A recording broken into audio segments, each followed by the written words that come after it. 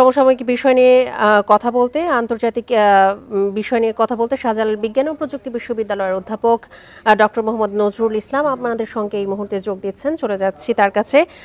জনাব নজরুল ইসলাম, আমরা দেখতে পাচ্ছি যে জিম্মিদের মরদেহ হস্তান্তর ইস্যুতে হামাসের ওপর চাপ বাড়াচ্ছে ইসরায়েল। এদিকে হামাসও বলছে ধ্বংসস্তূপ না সরালে বাকি জিম্মিদের মরদেহ হস্তান্তর করা কঠিন। এমন পরিস্থিতিতে যুদ্ধবিরতি ভেস্তে যাওয়ার কোনো ঝুঁকি দেখছেন কিনা?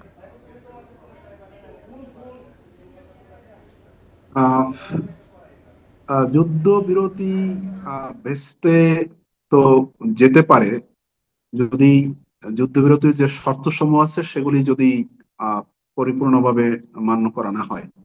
তো আমরা মনে করি যে উভয় পক্ষ যারা যুদ্ধবিরতিতে সম্মত হয়েছেন তাদের উচিত এগুলি মেনে চলা। অতীতে কিন্তু এরকমের ঘটনা ঘটেছে যে এই মান্য করে চলা না চলার কারণে বিশেষ করে যারা শক্তিশালী পক্ষ থাকে তাদের পক্ষ থেকেই এই যুদ্ধবিরতি লঙ্ঘন অথবা মেনে না চলার উদাহরণ কিন্তু আছে। তো সেজন্য আহ, আমার আমার মনে হয় যে যদি সত্যি সত্যি যুদ্ধবিরতি চায় এবং পার্মানেন্ট একটা সেটেলমেন্ট চায়, তাহলে এটা মেনে চলা উচিত, সম্মান প্রদর্শন করা উচিত এবং সত্যিকারের যে পলিটিক্যাল উইল এবং ইন্টেন্ট, গুড ইন্টেন্ট, সেটা দেখানো উচিত।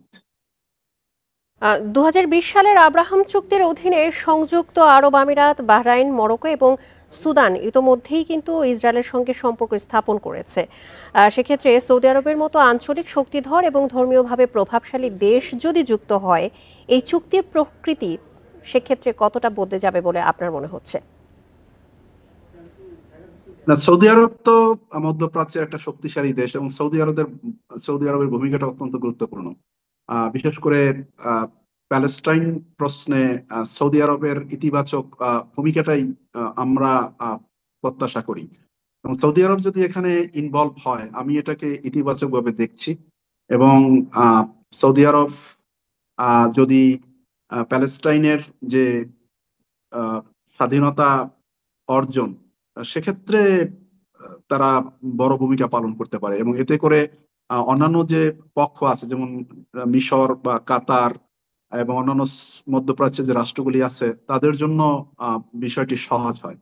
আমরা এটাই এনগেজ করতে পারাটা অত্যন্ত ভালো লক্ষণ এবং আহ, মধ্যপ্রাচ্যের রাষ্ট্রগুলি বিশেষ করে প্যালেস্টাইনের প্রতিবেশী যে রাষ্ট্রগুলি আছে তারা যদি এগিয়ে আসে এবং তারা যদি প্যালেস্টাইনের মুক্তির জন্য বা সেখানে যে গণহত্যা, মানবতা বিরোধী অপরাধ হচ্ছে সেটা বন্ধে গুরুত্বপূর্ণ ভূমিকা নেয়, তাহলে সেটা কেবল প্যালেস্টাইন না, মধ্যপ্রাচ্য না, গোটা বিশ্বের শান্তি এবং নিরাপত্তার জন্য সহায়ক হতে পারে।